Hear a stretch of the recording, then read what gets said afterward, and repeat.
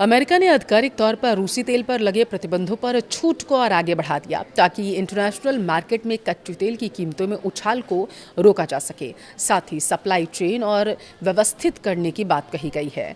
भारत जैसे देशों के लिए जो अपनी ऊर्जा ज़रूरतों के लिए रूस से रियायती दरों पर तेल आयात करते रहते हैं, यह खबर आर्थिक और रणनीतिक रूप से बेहद महत्वपूर्ण है उनके लिए। लेकिन सवाल ये है कि कहीं ये ट्रंप की कोई नई चाल तो नहीं है। चलिए ज़रा इसे विस्तार से इस वीडियो में समझेंगे। नमस्कार, आपके साथ मैं पल्लवी रविंद्र सिंह। देखिए, भले ही हॉर्मुज स्ट्रेट को अमेरिका की तरफ से खोला गया हो, लेकिन अभी भी पूरी दुनिया में तेल और गैस संकट काफ़ी गहरा है और इसी बीच भारत को रूसी तेल पर काफ़ी अच्छी खबर मिली है। अमेरिका ने रूसी तेल खरीदने को लेकर 1 महीने के लिए छूट को और ज़्यादा बढ़ा दिया है। एक रिपोर्ट के अनुसार अमेरिकी राष्ट्रपति डोनाल्ड ट्रंप के प्रशासन ने एक छूट जारी की थी बीते दिन, जिससे भारत और अन्य देशों को लगभग 1 महीने तक समुद्र में रूसी तेल और पेट्रोलियम उत्पाद खरीदने की अनुमति मिल गई थी। यह कदम वैश्विक ऊर्जा कीमतों को कंट्रोल करने के उद्देश्य से उठाया गया था, जो ईरान पर अमेरिका इजरायल वॉर के दौरान काफ़ी बढ़ गई थी। देखिए, अमेरिकी ट्रेजरी विभाग ने शुक्रवार देर रात अपनी वेबसाइट पर एक लाइसेंस पोस्ट किया था और इसके तहत देशों को शुक्रवार से लेकर के 16 मई तक जहाज़ों पर लदे रूसी तेल को खरीदने की परमिशन दे दी गई है। यह लाइसेंस प्रशासन के उस प्रयास का हिस्सा माना जा रहा है जिसका मकसद वैश्विक ऊर्जा कीमतों को कंट्रोल करना है। ये कीमतें ईरान पर अमेरिका इजरायल युद्ध के दौरान काफ़ी बढ़ गई हैं। यह लाइसेंस 30 दिवसीय उस छूट की जगह लेता है जो 11 अप्रैल को समाप्त हो गया था। इसमें ईरान, क्यूबा और उत्तर कोरिया से जुड़े लेन देन भी शामिल नहीं हैं।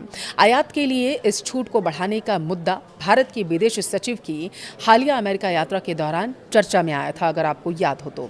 अब ये पता चला है कि भारत अमेरिका के साथ रूसी तेल आयात पर छूट बढ़ाने के विषय पर बातचीत भी कर रहा था, क्योंकि पश्चिम एशिया में युद्ध के बाद सप्लाई चेन में बाधाएं आ गई थी और यह विस्तार ट्रेजरी सचिव स्कॉट बेसेंट के उस बयान के 2 दिन बाद आया जिसमें उन्होंने कहा था कि वॉशिंगटन उस छूट को नवीनीकृत नहीं करेगा जिसके तहत देशों को अमेरिकी प्रतिबंधों का सामना किए बिना रूसी तेल खरीदने की अनुमति मिली हुई थी।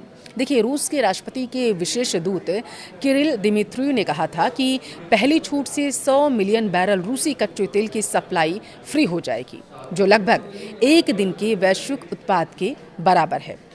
हालांकि प्रतिबंधों में मिले इस राहत से दुनिया भर में तेल की आपूर्ति में अस्थायी वृद्धि जरूर हो सकती है, लेकिन यह पेट्रोलियम की कीमतों में हो रही बढ़ोतरी को रोकने में नाकाम भी रही है।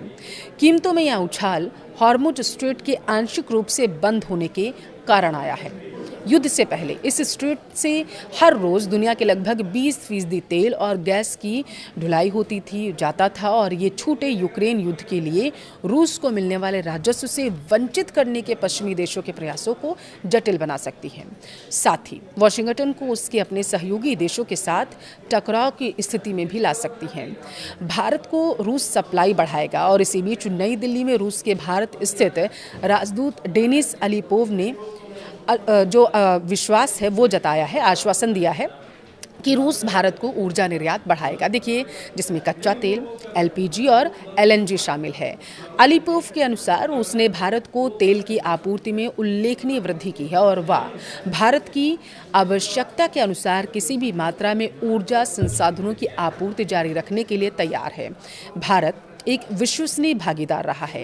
यह एक अकाट्य तथ्य है और पश्चिम के देशों के विपरीत भारत का दृष्टिकोण हमेशा से ही सुसंगत रहा है। मार्च में कितना खरीदा गया है रूस से तेल, आपको जरा सर वो बताएंगे। दरअसल एक यूरोपीय थिंक टैंक के डेटा से पता चला है कि मार्च में रूस से भारत का कच्चा तेल आयात तेजी से बढ़ा है।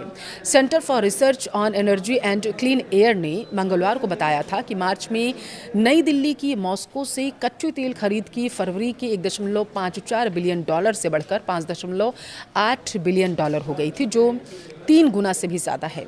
अब एक रिपोर्ट के अनुसार भारत ने मार्च में रूस से लगभग $371 मिलियन का कोयला और $196 मिलियन के तेल उत्पाद भी आयात किए थे।